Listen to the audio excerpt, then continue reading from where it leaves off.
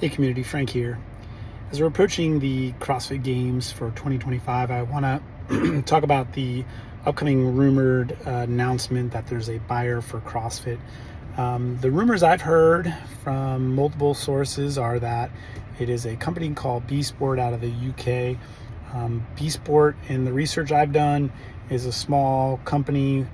The founder is Malik Chenia. And as I understand it, they own Northern Spirit, who is a sponsor of the CrossFit Games this year. Northern Spirit's an apparel company. And looking at their website, I don't see anything particularly unique to Northern Spirit. It seems to be generic apparel with the Northern Spirit logo. They do sell CrossFit branded merchandise. They seem to be hosting the store for CrossFit apparel, for this apparel that CrossFit HQ sells with the logo on it. Again, I don't see anything unique there, other than that you can buy CrossFit apparel there. I've never heard of Northern Spirit. It's a company out of Europe, as I understand it. Their other company is Hustle Up, an app. When I go on the Apple App Store, it has 2 out of 5 stars. I don't see much on there. I see some interviews with Rich Froning and Andrew Charlesworth from CrossFit headquarters. I see that looks like Mayhem maybe publishes their programming through the Hustle Up app to European and international sources.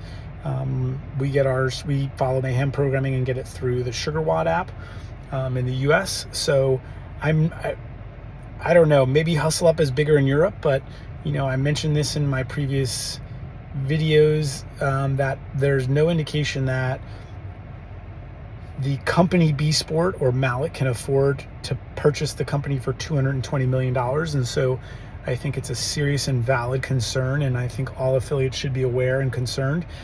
When I asked AI, and not that AI is the end all be all or that it's always correct, but when you ask AI, where are they going to get funding if they can't afford to buy CrossFit, their AI's first answer is they could get it from private equity.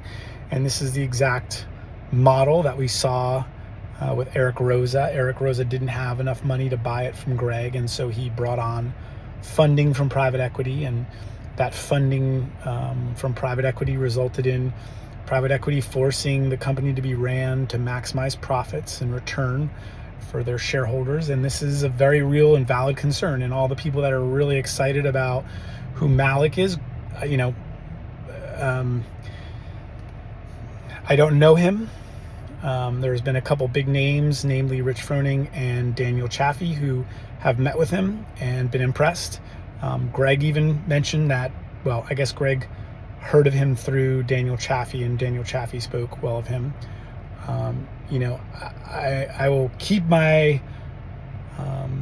mind open to the possibility, but anytime there's private equity involved, I think, you may have one owner who is, a member of the community and has lots of good intentions. You could have a CEO like Rich Froning or Daniel Chaffee who have good intentions for the community, who want to do good things. But when you are beholden to your shareholders, your owners, you have a fiduciary responsibility as the CEO to deliver to your owners profits. Then you are going to have to run the company to maximize profits. And so this is the exact scenario we got into with Eric Rosa, who went and got private equity. So this is very problematic. We need to be very concerned with this. And as I understand it, Malik's going to be at the CrossFit Games and be giving some presentation to affiliate owners. And I hope that affiliate owners hold him accountable and ask questions and push back on his answers. I think to the affiliate owners who are watching this, I hope you get a chance to ask some serious questions and get some honest answers from Malik. Number one being, are there other investors in this company? And why should we trust that these investors aren't going to force you and everyone else in upper management to run this company to maximize profits? Other questions would be, what are your specific plans to improve the misperceptions of the brand and promote, defend, and differentiate the brand from the other methodologies and modalities out there? probably maybe even more important than that, what are your plans for communication and transparency with affiliates about how our affiliate fees are being spent? And if you don't get the answer that we are going to be completely transparent and we are going to publish a 1, 3, 5, and 10-year plan, then you know exactly what they're up to. They're going to be looking to profit off of affiliate fees and not contribute. They're going to try to minimize the amount of money they spend promoting, defending, and differentiating the brand, helping affiliate owners and coaches be better. And they're going to look to take those affiliate fees as profits. And, I think you could maybe make the case of, and I suspect Malik will do this, that like, hey, we have the Hustle Up app, and we see good synergy with the Hustle Up app. That means they're probably forcing you to use their app, or maybe not forcing, but they're going to look to leverage their position with affiliates to use the Hustle Up app. And okay, that's fine. I mean, little cross marketing is not such a big problem. If that's the only way they seek to profit, and they're going to promote the brand fairly and aggressively, wonderful. As long as the brand is being taken care of. And I hope I'm wrong here. I hope all my fears are proven wrong about these new owners. I'm certainly understand that I have bias based on the owner of the last 5 years.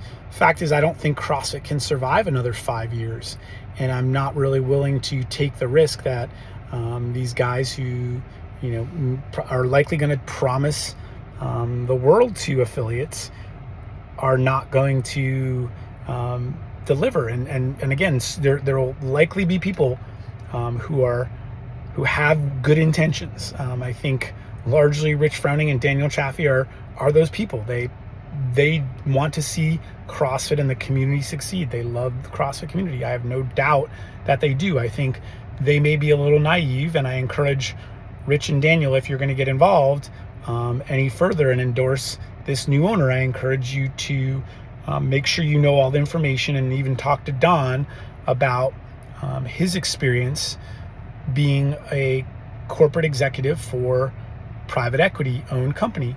I think Don had best intentions. I don't think Don got into this, and I don't think he was lying about wanting to help affiliates and promote, defend, and differentiate the brand. I met with him twice. He struck me as a very genuine guy and someone who is passionate about CrossFit in the community and wanted to do right. But again, I've said this many times, and I'll say it again because it's that important. The CEO reports to the board of directors. The board of directors gives them the direction. To use an analogy that Andrew Hiller offered, the CEO is not driving the car, or the CEO is driving the car. It's a limo, and the passenger of the limo is the board of directors, and the driver goes where the board of directors, the passenger of the limo, tells them to go. So, it doesn't matter if certain people in high-level positions have good intentions. It matters who the board are and what the direction from the board is. And if the board is private equity, they are going to look to maximize profits. And when you hear that Bsport cannot on their own afford to buy CrossFit, or you start to ask questions about how they are buying it, and I hope gym owners, again, at the CrossFit Games, at this affiliate gathering, ask real questions, ask serious questions of Malik if he announces that he's the owner. Ask who else is an owner, where did he get the money to buy the company. Those are really important. Ask him if he's going to release the investigation findings from the 2024 CrossFit Games, the death of the 2024 CrossFit Games. That would tell you a lot about their willingness to be transparent. Ask him if he's going to reveal the details of the NSCA lawsuit. That again also would be another good test of their transparency. Ask him if they're going to raise affiliate fees or lower affiliate fees back to $3,000. I think lowering affiliate fees would be a good start. I've heard rumors that they would do that. I think that would be a good start. But again, I think that ultimately, it's the motivations are the real question. So, ask them if they're going to approach affiliates that left once they've, invested some money in repairing the brand. How are they going to repair the brand? These are all important things. So, I think certain media personalities get excited about the fact that they are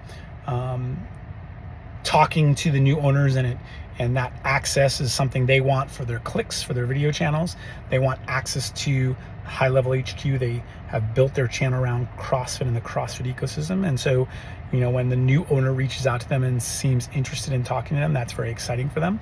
But you need to be able to have a critical eye here. And, I haven't heard a single one. Matt Souza, I'm talking to you. Jenny from Dense Updates, I'm talking to you. Savan from the Savan podcast, I'm talking to you. Have you once asked yourself where Bsport and Malik is going to get the money to buy CrossFit? Do they have the money, or will they be bringing in private equity? And is that not a concern? Savan, I hope you can ask Greg that this Wednesday on your podcast. That would be a great question to ask Greg. Does he have concerns that Bsport is going to be getting money from private equity just like Eric Rosa did?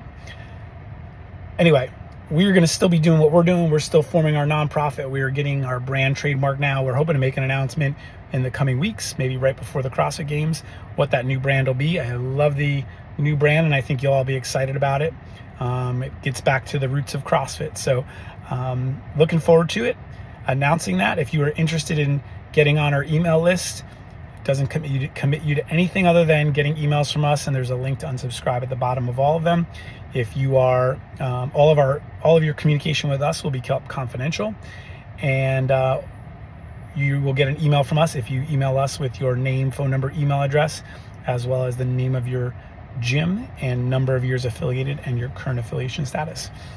You can be kept in the loop beyond what we do with our videos. You can also be kept in the loop if we're taking collective action. Again, all of your information and our communication will be kept confidential. Hope you join us. Let's get organized. Let's save CrossFit. Thanks.